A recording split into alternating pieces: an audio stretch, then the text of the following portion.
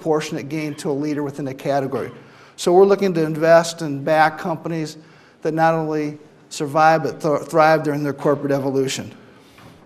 Third P is potential. How big can the company become? What often the greatest opportunities where there's a problem, the bigger the problem, the greater the opportunity. So we're looking for where there's explosive growth potential. And the fourth P is predictability. How visible is that growth? What kind of operating leverage do you get as a company scales? And so we look for businesses that have a business model that we think can create predictability. And so while many of these companies have very small revenues and are very dynamic, we're looking for models that ultimately can scale, and there's signposts on the road that give credibility to the future growth. And so as we look at the venture capital community and the kind of capital that funds innovation, Vinod Khosla said that what I'm looking for are businesses where I can lose 1 time my money, but if I'm right, I can make 100 times my money. And that, to me, represents the kind of mindset that should be present in trying to break through ideas that are looking to be funded. The venture capital business continues to grow. It had a spike in 2000 during the internet bubble, but today nearly $200 billion of assets. If you look at that growth from 1980 to 1990, there's a tremendous amount of capital to fund innovation and entrepreneurs with big ideas. And this has really become a global phenomenon, where the venture capital business really started in the US. We really are seeing a global Silicon Valley. With the exception of Europe, you're seeing significant growth, and we predict to see continued significant growth in the years ahead. An important concept, that has evolved with this global Silicon Valley, for the last 50 years, up in the last 10, IPOs, where a lot of that was in the United States. About 85% of all IPOs in the last 40 years up to 2000 took place in the United States. The rest of the world accounted for 15%. If you look at today, it's flip-flop. Basically, 80% of the IPOs are happening outside the United States, just 21% inside the United States.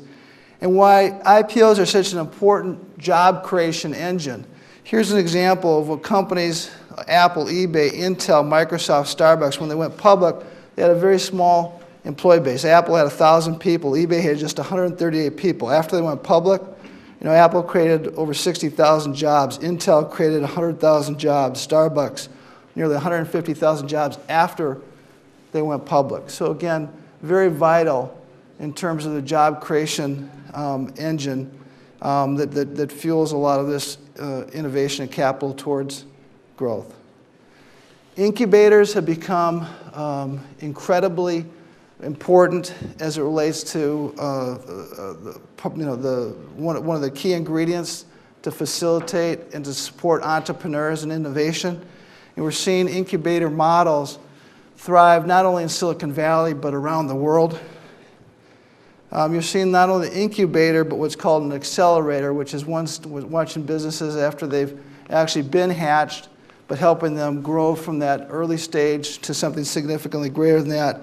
And then a new concept called an ecobator, which is really more about an ecosystem that surrounds these young startup businesses. One example is a company that I'm affiliated with, Nest GSV. We call it the world's first ecobator, as it's putting together effectively a platform in Silicon Valley and then apps to support startups, including professional services, funding, corporate partnership, university partnerships, but underlying all this being educational programs for entrepreneurs.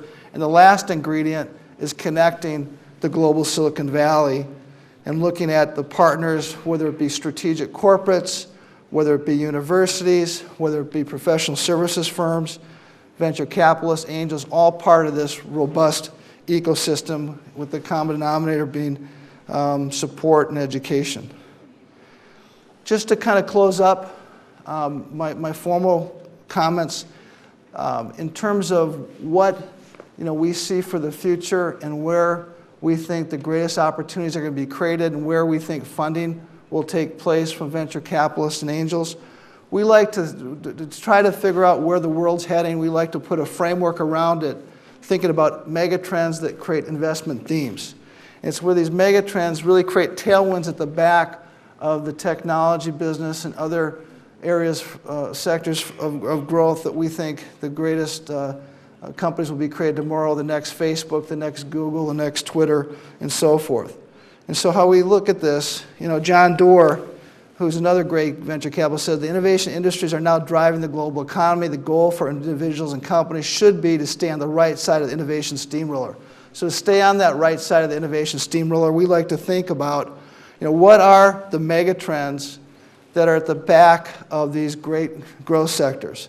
So knowledge economy is a key mega trend because we're in a world where knowledge is power and the best businesses are driven by intellectual capital and human capital, not so much physical capital. Globalization, clearly not a new mega trend, but certainly a mega trend that continues to be very, very powerful.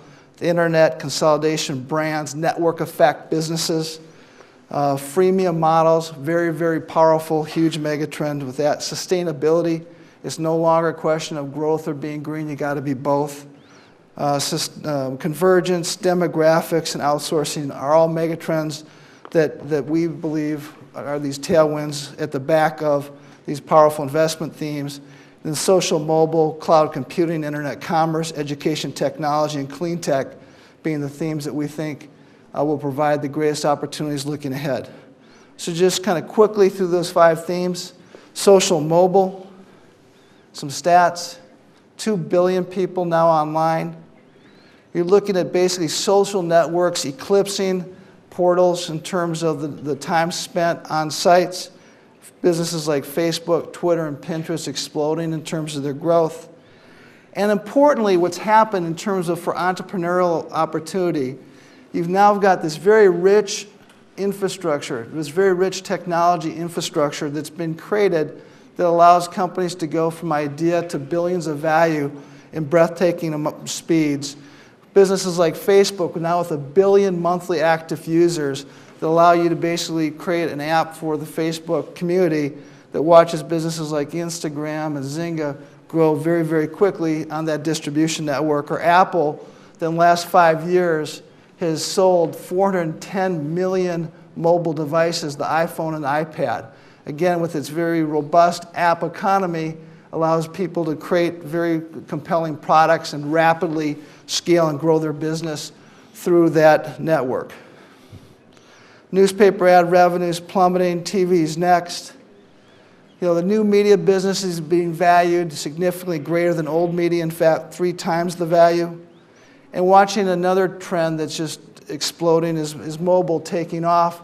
In terms of internet traffic, 2 years ago, mobile was 4% of internet traffic. Today, it's 10%, and is rapidly going to eclipse traditional mobile devices, surpassing PCs. And really, though, we're in the first inning of mobile. There's over 6 million phones, but just under 1 billion smartphones. So we're just seeing the very early innings of this growth and opportunity. It's really mobile's become a 2-horse race between Android and Apple iOS, but Android leads globally. The tablet market is dominated by Apple. And in terms of what we see is the opportunity for mobile revenue growth, while mobile is about 10% of internet traffic today, it's less than 1% of advertising spend. We've seen this movie before where the internet 15 years ago was gaining traction in terms of users, but had a very small fraction of the advertising spend. Over time, that convergence has been occurring. It will continue to go to where we see ultimately parity. So the future is mobile. I mentioned Instagram.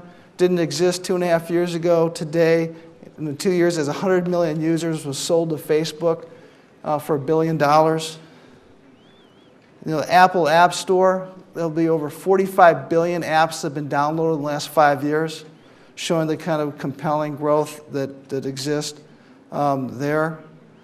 Twitter has revolutionized the world, literally and figuratively. 170 million monthly active Twitter users, 400 million tweets per day. Cloud computing is another huge mega theme that is going to create tremendous opportunity for entrepreneurs. In 2011, there was more data that was created that year than from the beginning of time through 2010. If you look at data's actually exceeded the amount of capacity to store it. And you're looking at business models like software as a service, which is going to quadruple to nearly $100 billion by 2016. Web service businesses like Amazon was a $750 million business, up 50% from 2010. Internet commerce being another huge theme, where you're seeing, while we talked about the 2 billion people on the internet, that also says we've got 2/3 of the world left to go. You're seeing video that is growing very, very fast, services like Hulu, YouTube, and Netflix. Online commerce is skyrocketing. Businesses like Fab and Gilt Group. You're looking at One Kings Lane. These are all businesses that didn't exist 4 years ago. Now you're seeing them reach billions of dollars of revenue, leveraging the infrastructure from the internet. Square, just 2 years old, started by Jack Dorsey, who also started Twitter. You have $16 million of transactions processed on Square every single day. Angry Birds, there's been over 1 billion downloads. Just 2 more themes, but the theme I'm going to talk about right now, education technology, I think is going to be one of the most powerful investment themes and one of the most powerful entrepreneurial activities for the next 20 years. When I talk about the greatest investment opportunities, the greatest entrepreneurial opportunities, where there's a problem, the bigger the problem, the greater their opportunity. In a global marketplace that we're in the knowledge-based economy, there is no more significant problem or opportunity than to educate our populace. Education makes the difference not only on how an individual does, but how a company does, and for that matter, how well a country does. And so we're seeing an explosive activity going on in entrepreneurism in the education world. That's being matched by VC investment. You're seeing 57% compound annual growth rate in terms of VC investment in the education category, but we're just in the very early days. It's a huge industry, $4.5 trillion globally today, growing to $6.4 trillion by 2017. And the fundamental theme that I think is playing to this opportunity is what I call Kaizen EDU.